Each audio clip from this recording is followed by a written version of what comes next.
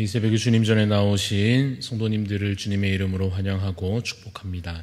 사랑과 은혜가 풍성하신 하나님 아버지, 주의 은혜의 성령 우리 가운데 오시사 우리의 마음을 어루만져 주시고 하늘에 속한 그 놀라운 위로와 평화를 우리 가운데 내려주시옵소서. 하나님, 이 땅 가운데 소망 아닌 것을 붙잡고 사는 그 어리석음 가운데에서 이제는 자유케 되게 하여 주시사 진리 안에 거하며 참된 생명을 붙잡으며 영원한 주의 나라를 소망하는 자로 살아갈 수 있도록 하나님 우리에게 참 소망을 허락하여 주시옵소서. 주님 곁에 있으므로 늘 경건히 살게 하여 주시고 세상에 여러 우리의 욕심을 자극하는 또 우리를 참으로 유혹하는 많은 악한 것들에 우리의 마음 두지 아니하고 온전히 주를 사랑하는 마음으로 거룩한 삶을 살아갈 수 있도록 하나님 인도하여 주시옵소서. 여러 두려움과 불안 가운데에서도 믿음으로 주를 의지함으로 인하여 평안한 삶을 살아갈 수 있도록 하나님 주께서 우리 가운데 베푸시는 그 은혜와 사랑 가운데 거하게 하여 주시옵소서. 주님, 우리 대한가족들을 기억하여 주시고 연약한 중에 더욱더 주를 바라보는 믿음을 더하여 주시기를 원합니다. 질병 가운데 그 약함으로 인하여 또 아픔으로 인하여 주님 그 마음이 약하여지지 아니하도록 무너지지 아니하도록 주님 붙잡아 주시고 더욱더 믿음으로 주를 향하며 주께 기도하는 마음 주시며 또 서로 위로하며 기도하며 마음을 합할 귀한 우리 동역자들과 함께하는 형제 자매들을 통하여서 우리의 마음이 함께 위로받고 더욱더 힘을 얻을 수 있도록 주님께서 은혜를 더하여 주시기를 간절히 소원합니다. 하나님, 우리 대한교회에서 여러 직분과 역할들 맡은 자들에게 충성을 허락하여 주셔서 참으로 주의 일에 기쁨으로 헌신케 하여 주시고 또 주신 은사를 따라 기쁨으로 섬길 때 하나님 참으로 주님 몸된 이 교회가 아름답게 세워져 갈 수 있도록 주님 은혜를 더하여 주시옵소서. 감사를 드리옵고 살아계신 예수 그리스도 이름으로 기도드리옵나이다. 아멘. 네, 오늘 우리에게 주시는 말씀 레위기 9장입니다. 레위기 9장 1절에서 24절까지 보겠습니다. 1절에서 24절까지 교독하여 읽겠습니다. 여덟째 날에 모세가 아론과 그의 아들들과 이스라엘 장로들을 불러다가 아론에게 이르되 속죄제를 위하여 흠없는 송아지를 가져오고 번제를 위하여 흠없는 수량을 여호와 앞에 가져다 드리고 이스라엘 자손에게 말하여 이르기를 너희는 속죄제를 위하여 수염소를 가져오고 또 번제를 위하여 1년 되고 흠없는 송아지와 어린 양을 가져오고 또 화목제를 위하여 여호와 앞에 드릴 수소와 수량을 가져오고 또 기름 섞은 소제물을 가져오라 하라. 오늘 여호와께서 너희에게 나타나실 것임이니라 하매 그들이 모세가 명령한 모든 것을 회막 앞으로 가져오고 온 회중이 나와 여호와 앞에 선지라. 모세가 이르되 이는 여호와께서 너희에게 하라고 명령하신 것이니 여호와의 영광이 너희에게 나타나리라. 모세가 또 아론에게 이르되 너는 제단에 나아가 내 속죄제와 내 번제를 드려서 너를 위하여 백성을 위하여 속죄하고 또 백성의 예물을 드려서 그들을 위하여 속죄하되 여호와의 명령대로 하라. 이에 아론이 제단에 나가 자기를 위한 속죄제 송아지를 잡으매 아론의 아들들이 그 피를 아론에게 가져오니 아론이 손가락으로 그 피를 찍어 제단 뿔들에 바르고 그 피는 제단 밑에 쏟고 그 속죄 제물에 기름과 콩팥과 간 거풀을 제단 위에서 불사르니 여호와께서 모세에게 명령하심과 같았고 그 고기와 가죽은 진영 밖에서 불사르니라. 아론이 또 번제물을 잡음에 아론의 아들들이 그 피를 그에게로 가져오니 그가 그 피를 제단 사방에 뿌리고 그들이 또 번제의 제물 곧 그의 각과 머리를 그에게로 가져오매 그가 제단 위에서 불사르고 또 내장과 정강이는 씻어서 단 위에 있는 번제물 위에서 불사르니라. 그가 또 백성의 예물을 드리되 곧 백성을 위한 속죄제의 염소를 가져다가 잡아 전과 같이 죄를 위하여 드리고 또 번제물을 드리되 규례대로 드리고 또 소제를 드리되 그 중에서 그의 손에 한 움큼을 채워서 아침 번제물에 더하여 제단 위에서 불사르고 또 백성을 위하는 화목제물의 수수와 수대향을 잡음에 아론의 아들들이 그 피를 그에게로 가져오니 그가 제단 사방에 뿌리고 그들이 또 수소와 수대향의 기름과 기름진 꼬리와 내장이 덮인 것과 콩팥과 간 거풀을 아론에게로 가져다가 그 기름을 가슴들 위에 놓음에 아론이 그 기름을 제단 위에서 불사르고 가슴들과 오른쪽 뒷다리를 그가 여호와 앞에 요제로 흔드니 모세가 명령한 것과 같았더라. 아론이 백성을 향하여 손을 들어 축복함으로 속죄제와 번제와 화목제를 마치고 내려오니라. 모세와 아론이 회막에 들어갔다가 나와서 백성에게 축복하매 여호와의 영광이 온 백성에게 나타나며 불이 여호와 앞에서 나와 제단 위에 번제물과 기름을 사른지라. 온 백성이 이를 보고 소리 지르며 엎드렸더라. 아멘. 네, 오늘 말씀의 제목은 아론의 첫 제사입니다. 아론의 첫 제사라는 제목으로 잠시 말씀의 은혜를 나누고자 합니다. 레위기 8장부터 10장은 제사장과 관련된 내용이라 하였습니다. 오늘은 9장의 말씀인데요. 9장에는 이 아론이 첫 제사를 드리는 장면이 그려져 있습니다. 나름 역사적인 이 순간에 대한 기록을 보면서 제사의 기본 요소를 한 번 더 짚어보면서 우리의 예배와 또 삶에 적용해 보고자 합니다. 제사에 빠지지 않는 것이 있습니다. 그것은 바로 제물입니다. 제물로 주로 무엇을 제물로 드렸습니까? 양과 또 소와 염소를 드렸습니다. 물론 곡식도 드립니다마는 그 제물을 주로 어떻게 하느냐 하면 8절 끝에 보시면 뭐라고 되어 있습니까? 속죄제 송아지를 잡음에라고 되어 있죠. 이 잡는다 하는 것은 죽인다 하는 뜻입니다. 그리고 11절에 보면 그 고기와 가죽을 불사른다라고 또 되어 있습니다. 왜 제물을 삼은 이 동물을 죽이고 또 왜 불사르느냐 하는 그 의미를 한 번 더 새겨보고자 하는 것입니다. 죽이는 이유는 일종의 벌을 주는 것입니다. 죽을 죄를 지었으니 죽이는 것입니다. 그럼 자연스레 나오는 질문은 그 동물이 무슨 잘못을 해서 무슨 죄가 있어서 죽이는가 하는 것인데 사실 그것이 참 중요한 부분입니다. 이 제물로 선택된 그 동물은 사실 잘못한 게 없습니다. 그저 대신 벌을 받고 있을 뿐입니다. 잘못한 사람은 따로 있고 단지 그 잘못한 사람을 어떻게든 벌하지 않기 위해서 이 죄는 또 벌해야 하겠으니 그 대신 그 죄에 대하여 벌받을 제물이 필요한 것뿐입니다. 그래서 대신 죽는 죽음이기 때문에 어찌 보면 조금은 억울해 보일 수도 있는 그 죽음이 고귀한 희생이 되어 제물로서의 역할을 다하게 되는 것입니다. 그래서 제사에서 제물은 빠질 수 없는 요소가 됩니다. 그런데 아까 보았듯이 제물을 죽이기도 하고 또한 그것을 불태운다라고 주로 되어 있는데 그것에도 의미가 있겠습니다. 불태운다는 것은 다 바친다는 의미가 됩니다.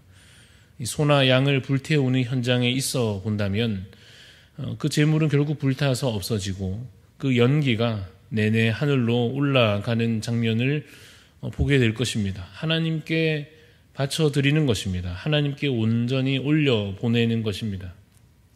이와 같이 바친다 하는 것도 제사의 중요한 의미가 됩니다. 이처럼 제물을 죽이고 또한 태우는 이 과정을 통하여 두 가지 의미를 우리가 찾게 되는데 하나는 대신 죄를 속한다 하는 대속이고 또 두 번째는 하나님께 그 몸을 바쳐드리는 헌신입니다. 자, 이러한 제물의 역할이 있고 또 한 가지 중요한 역할이 있는데 그것은 제사장의 역할입니다. 8장에서 아론이 제사장으로 세워졌습니다. 그의 몸을 씻기고 또 에봇을 입혔고 그 머리에 관을 씌웠습니다. 그리고 제사장을 위한 속죄제와 번제가 진행되고 또한 이어서 위임식이 진행이 되었습니다. 이 모든 절차가 성별이라 했습니다. 거룩하게 구별된다는 것입니다.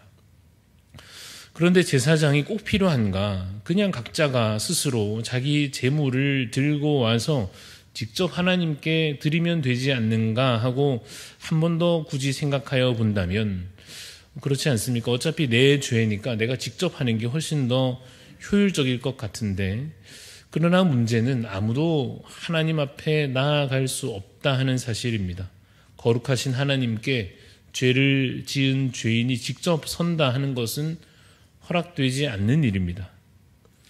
그래서 누군가 중간 역할을 해주어야만 만남이 성사되고, 그래서 하나님께 나아갈 수 있고, 그래서 제사가 진행이 되는 것입니다. 그래서 이 제사장은 필수 역할, 필수 요소인데, 그 의미를 역시 단어로 줄여서 말한다면 중보라고 말할 수 있습니다. 그래서 본문에서처럼 아론이 제사장으로 세워졌고 드디어 첫 제사를 오늘 이 본문 가운데 드리게 됩니다. 15절 말씀을 보면 백성의 예물을 드리되 백성을 위한 속죄제의 예물을 가져다 드리고, 16절에는 또 번제물을 드리되 규례대로 드리고, 17절에 또 소제를 드리고, 또 18절에 백성을 위하여 화목제물을 잡는 이러한 내용들이 기록되어 있습니다. 이 모든 제사를 드림에 있어서 제사장이 이 제사를 주관하여 대표로 이 백성들을 어떤 의미에서는 대신하여 서서 하나님께 대신 나아가는 것입니다. 하나님과 백성 사이의 중간 역할로서 중보자로 서는 것입니다. 이와 같이 제물의 그 대속과 헌신, 그리고 제사장의 중보라고 하는 이것이 하나님께 나아가는 이 제사의 필수 요소들이었는데요. 적어도 제물과 이 제사장이라고 하는 그 형식은 바뀐다 하더라도 이 대속과 헌신과 중보라고 하는 그 본질은 여전히 지금도 계속해서 우리에게 필요한 것입니다. 오늘 우리가 드리는 예배에도 그래서 대속과 그 헌신과 중보가 필요합니다. 그런데 그것을 엉뚱한 대상에게서 찾지 않고 오직 예수님께만 의지하여 찾는 자가 참된 믿음을 가진 자요, 하나님께 나아갈 수 있는 자격을 얻는 자입니다. 마가복음 10장 45절 말씀에 인자가 온 것은 섬김을 받으려 함이 아니라 도리어 섬기려 하고 자기 목숨을 많은 사람의 대속물로 주려 함이니라 라고 예수님께서 직접 말씀하시는 바와 같이 예수님께서 우리를 위한 대속물, 그 제물이 되어 주셨습니다. 또한 그가 우리를 위하여 중보하시는 대제사장이 되어 주십니다. 히브리서 4장에 있는 말씀을 보면 그러므로 우리에게 큰 대제사장이 계시니 승천하시니 곧 하나님의 아들 예수시라. 우리가 믿는 도리를 굳게 잡을지어다. 우리에게 있는 대제사장은 우리의 연약함을 동정하지 못하실 이가 아니요 모든 일에 우리와 똑같이 시험을 받으신 이로되 죄는 없으시니라. 그러므로 우리는 긍휼하심을 받고 때를 따라 돕는 은혜를 얻기 위하여 은혜의 보좌 앞에 담대히 나아갈 것이니라 라고 되어 있습니다. 그래서 오늘도 우리는 믿음으로 예수님의 그 대속과 예수님의 그 헌신과 예수님의 그 중보를 힘입어서 하나님께 나아갈 수 있습니다. 그런데 오늘 본문에서 또 하나 중요한 장면이 있고요. 관련해서 새겨두고자 하는 두 글자 단어가 있습니다. 23절을 보시면 우리 23절 말씀을 같이 한번 읽어보겠습니다. 23절 9장 23절입니다. 시작. 모세와 아론이 회막에 들어갔다가 나와서 백성에게 축복하매 여호와의 영광이 온 백성에게 나타나며 라고 되어 있습니다. 여호와의 영광이 그들 가운데 드디어 나타났습니다. 하나님께서 나타나십니다. 하나님께서 그 백성 가운데 자신을 드러내어 주셨습니다. 그래서 우리가 이 본문 가운데 하나 더 새겨두고자 하는 단어는 임재입니다. 하나님의 임재가, 하나님의 함께하심이 그들 가운데 확인되는 모습입니다. 이와 같이 하나님께서 나타나셨다는 것, 하나님께서 그들 가운데 이와 같이 거하신다고 하는 것, 하나님께서 그들에게 직접 친히 오셔서 그들과 함께 하시고 그들에게 은혜를 베푸신다는 것은 사실은 기적과 같은 것입니다. 그것은 에덴 동산의 회복과 같은 것입니다. 그것은 오랫동안 집을 떠났던 탕자를 끌어안아주는 아버지의 그 사랑과 같은 것입니다. 그래서 임재는 축복입니다. 하늘에 계시는 분이 땅에 임하신 것입니다. 높으신 그가 이 땅에까지 낮아지셨습니다. 백성들을 심판하시지 아니하시고 그들에게 복을 베풀고자 하심입니다. 이 임재 앞에 백성들이 오늘 본문 마지막 장면에 보면 경외하며 엎드립니다. 물론 24절의 그 내용과 같이 불이 갑자기 나타나서 놀라기도 했겠지만 그 영광 앞에 본능적으로 엎드리는 것입니다. 여러분, 이와 같이 우리의 예배에서도 이러한 임재의 축복이 있기를 소원합니다. 우리도 그 임재 앞에서 주를 경외함으로 또한 감사와 찬송으로 엎드려 주께 경배하는 그러한 예배가 되기를 소원합니다. 임재도 없이 그 앞에 엎드림도 없이 그냥 습관대로 앉았다가 가는 그러한 예배가 되어서는 안 될 것입니다. 예수님이 친히 우리를 위한 제물이 되어주시고 제사장이 되어주심으로 사실 하나님께서는, 우리 성부 하나님께서는 이미 우리의 모든 예배 가운데 임재하십니다. 보이지는 않아도 그 임재를 우리가 말씀을 통하여 깨닫고 믿음으로 느낄 수 있어야 할 것입니다. 그래서 주님을 만나는 것이 모든 우리의 오늘 이 예배에서 경험되고 그것이 그대로 또한 삶으로 연결되고 확장되어서 삶에서도 그와 같이 하나님과 함께 동행하는 것이 이어지는, 그로 인하여서 은혜가 풍성한 삶이 되는 그러한 복된 삶이 다 되시기를 간절히 소원합니다. 기도하겠습니다. 하나님 아버지, 주님의 임재를 우리 가운데 오늘도 함께 하심을 주님 감사합니다. 죄로 인하여 주께 나아갈 수 없는 우리이지만 예수 그리스도의 대속과 그리스도의 그 놀라운 헌신과 또 예수님의 중보하심으로 말미암아 주님의 임재가 오늘도 우리 가운데 기적처럼 놀라운 축복으로 임하여짐을 주님 감사를 드립니다.